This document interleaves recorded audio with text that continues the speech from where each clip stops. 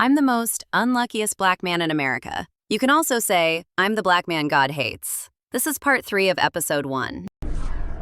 In the Bronx tonight, a man who just moved to town getting a harsh introduction to life in New York. It all started when someone broke into his car, stole his clothes and computer equipment, and pretty much trashed what was left behind.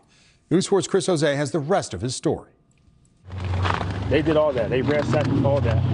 This is what it looks like. You can still see the glass. A smash and grab on East 183rd Street in the Belmont section of the Bronx, turning Philip Stevenson's life upside down. They took everything today.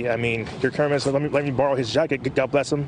They took my jacket, my snow boots. Stevenson, who recently graduated with a master's degree, just moved to New York to pursue high-paying jobs. All of his belongings still in the car as he settled in last week. I come here early in the morning, they see this. The burglars even took his suits, including one he had planned to wear for an important meeting. An interview for NYU Langone, I can't go there. I have no suits, no professional gear left. What you see right now, my uniform, is all that I have left. The car burglary last week under investigation. On top of his clothes and cold weather gear, Stevenson says computer accessories were also stolen. Everything that could go wrong since I've been up here has gone wrong. And I have no one. I have no family. I have no help. It's just me out here. The NYPD confirms Stevenson filed a police report. The break-in, one example of criminal behavior cops are trying to curb. Burglaries year to date are up slightly at 3% in the Bronx, but grand larceny is down 18%. 376 this year compared to more than 500 around the same time last year. Stevenson's message to the burglars: When I first got burglarized, I want nothing in the world but to find you down and beat you down for this. But for my sake, I forgive you, because if not, I would go crazy. Stevenson believes the stolen items are worth more than $15,000. In the Belmont section, Chris Jose, News 4 New York.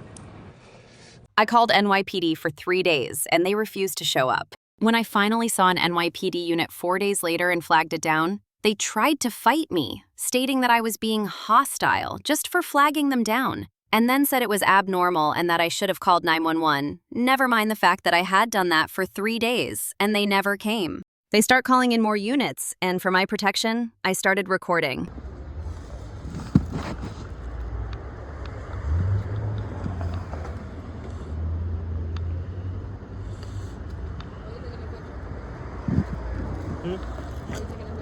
Taking a picture. Yeah, it's this. That's all it is.